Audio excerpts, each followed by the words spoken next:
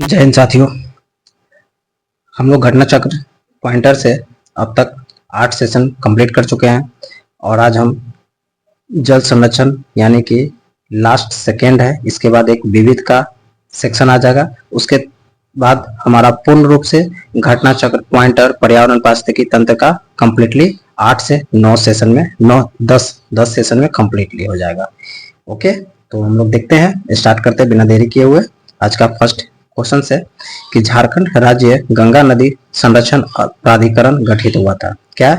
झारखंड राज्य गंगा नदी संरक्षण प्राधिकरण गठित हुआ था 2019 में।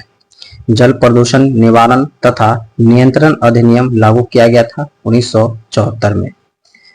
विश्व जल संरक्षण दिवस मनाया जाता है 22 मार्च को। याद रहे कि बिहार दिवस भी 22 मार्च को मनाया जाता है।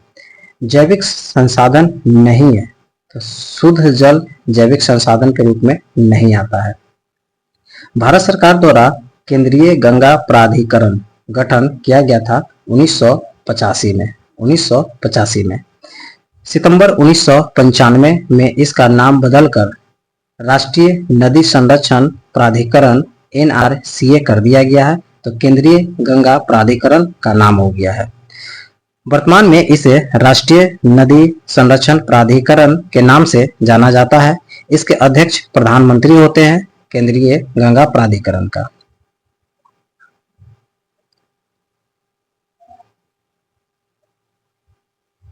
National Ganga river basin authority की स्थापना फरवरी 2019 में हुआ था। केंद्रीय बजट 2014 में संभावित गंगा संरक्षण अभियान को कहा गया नमामि गंगे। राष्ट्रीय गंगा नदी बेसिन प्राधिकरण का गठन फरवरी 2009। NGBRA का लक्ष्य गंगा को उसमें प्रवाहित होने वाले औद्योगिक अपशिष्ट व अशोधित सीवेज जल को मुक्त दिलाना था 2020 तक। और बात है कि अभी तक अभी जारी ही है, पूरा हुआ नहीं है। 2009 में भारत ने स्वच्छ गंगा के लिए स्थापित किया था राष्ट्रीय गंगा नदी तलहटी प्राधिकरण। कब किया था? 2009 में। जिस पर्यावरणविद को जल पुरुष के नाम से जाना जाता है, राजेंद्र सिंह। इंपॉर्टेंट क्वेश्चन है। जल पुरुष के नाम से किसे जाना गया? राजेंद्र सिंह को जल पुरुष। तरुण भारत संघ नामक गैर सरकारी संगठन के चेयरमैन राजेंद्र सिंह थे। पीने के पानी को शुद्ध करने के लिए प्रयोग में जिसे लाया गया क्लोरीन। मरुस्थल क्षेत्रों में जल ह्रास को रोकने के लिए पर्ण रूपांतरण होता है। क्या होता है इसमें? तो कठोर एवं मोमी पर्ण, लघु पर्ण अथवा पर्णहीनता या पर्ण की जगह कांटों में। रेगिस्तान में पाए जाने वाले पौधों की पत्तियां जल हानि को रोकने के लिए प्रायः बदल जाती है कांटों में। गंगा नदी डॉल्फिन की समष्टि में ह्रास के लिए शिकार चोरी के अलावा और क्या संभव कारण है? तो नदियों पर बांधों और बैराजों का निर्माण, संयोग से मछली पकड़ने के लिए जालों में फंस जाना, नदियों के आसपास के फसल खेतों में संश्लिष्ट उर्वरकों और अन्य कृषि रसायनों का इस्तेमाल से गंगा डॉल्फिन का ये ह्रास होने का कारण है। IUCN ने इन्हें रेड लिस्ट सूची में संकटग्रस्त वर्ग में रखा है गंगेय डॉल्फिन को। कई डॉल्फिन संयोग से मछली पकड़ने वाले जाल में फंस जाती है, इसे कहते हैं बाई कैच। गंगा नदी डॉल्फिन का वैज्ञानिक नाम है प्लास्टेनिस्टा गैंगेटिका। गंगा नदी डॉल्फिन संरक्षण कार्यक्रम आरंभ किया था 1997 में। भारत का राष्ट्रीय जल जीव डॉल्फिन को कहा गया है। यदि राष्ट्रीय जल मिशन सही ढंग से और पूर्ण लागू किया जाए तो देश भर पर इसका प्रभाव पड़ेगा। जैसे शहरी क्षेत्रों की जल आवश्यकताओं की आंशिक आपूर्ति अपशिष्ट जल के पुनर्चक्रण से हो सकेगी। ऐसे सामुद्रिक तटीय शहरों जिनके पास जल के अपर्याप्त वैकल्पिक स्रोत है कि जल आवश्यकताओं की पूर्ति ऐसे समुचित प्रौद्योगिकी व्यवहारों में लगाकर की जा सकेगी जो समुद्री जल का प्रयोग लायक बना सके। 30 जून 2008 को जलवायु परिवर्तन पर राष्ट्रीय कार्य योजना आरंभ की गई थी।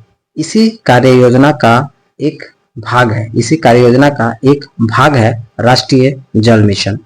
वाटर यानी कि prevention and control of pollution cess act लागू किया गया था 1977 को। क्या है? वाटर सेस एक्ट यानी कि prevention act control of pollution लागू किया था 1977 में। चेन्नई, कानपुर, कोलकाता तथा मुंबई से पेयजल में संख्या प्रदूषण सर्वाधिक है कोलकाता का।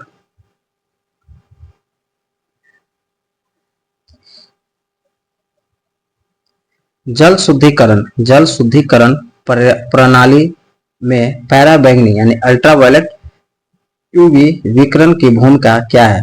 तो यह जल में उपस्थित नुकसानदेह सूक्ष्म जीवों को निष्क्रिय या नष्ट कर देती है। पैराबैंगनी विकिरण एक प्रकार का विद्युत चुंबकीय विकिरण है। जल को जीवाणु मुक्त करने हेतु प्रयुक्त किया जाता है या होते हैं ओजोन, क्लोरीन डाइऑक्साइड, कैलोरेमिन।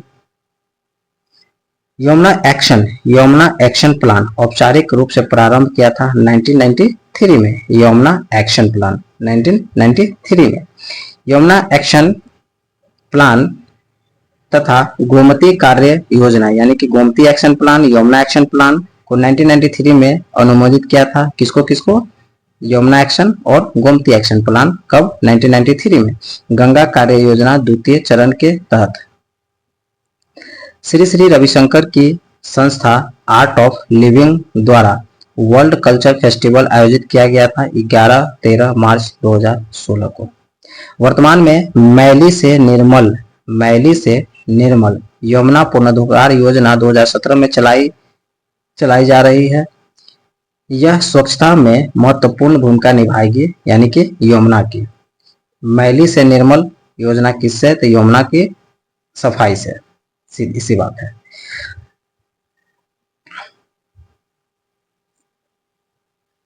राष्ट्रीय गंगा नदी बेसिन प्राधिकरण national Ganga river basin authority की प्रमुख विशेषता क्या है? तो इसमें नदी बेसिन योजना एवं प्रबंधन की इकाई है।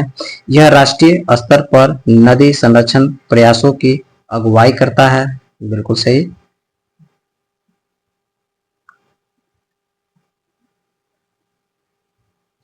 इसके अध्यक्ष प्रधानमंत्री होते हैं। जिन राज्यों के मुख्यमंत्री जिनसे गंगा होकर बहती है प्राधिकरण के सदस्य होते हैं वह राष्ट्रीयकरण या राष्ट्रीय गंगा नदी बेसिन प्राधिकरण। प्रदूषण नियंत्रण के उद्देश्य से राष्ट्रीय झील संरक्षण योजना के अंतर्गत जिन शहरी क्षेत्रों में पड़ने वाले जलमग्न भूमि को चुना गया है वे है भोज यानी कि मध्य प्रदेश, सुखना चंडीगढ़, पिचौला राजस्थान।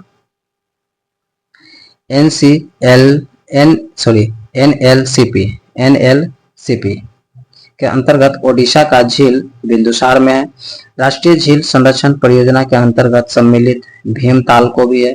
फरवरी 2013 में राष्ट्रीय झील संरक्षण परियोजना और राष्ट्रीय नम भूमि संरक्षण कार्यक्रम को सम्मानित कर आर्थिक मामलों पर मंत्रिमंडलीय समिति द्वारा स्वीकृति प्रदान किया गया था। यह राष्ट्रीय जलीय पारिस्थितिकी तंत्र योजना है। ओके, आज हमारा ये सेशन 9 नंबर खत्म हो रहा है और नेक्स्ट देखेंगे लास्ट और अंतिम पर्यावरण पारिस्थितिकी का विविध सेक्शन को। Okay, thank you.